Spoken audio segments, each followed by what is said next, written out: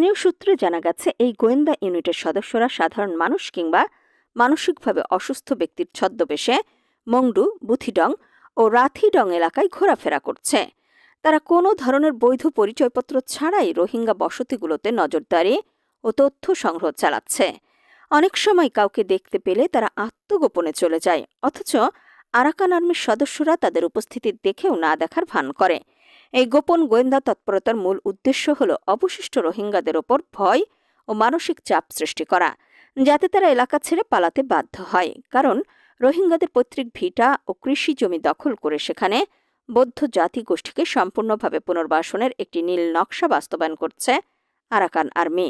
এই পরিকল্পনা বাস্তবায়নের জন্য অবশিষ্ট রোহিঙ্গাদের যে কোনো মূল্যে সেখান থেকে সরিয়ে দেওয়াই তাদের প্রধান লক্ষ্য। এই লক্ষ্যে গোয়েন্দা নজরদারি, জোরপূর্বক নিয়োগ এবং উচ্ছেদের পরিকল্পনা করা হচ্ছে বলে জানা গেছে। বর্তমানে আরাকানে অবস্থান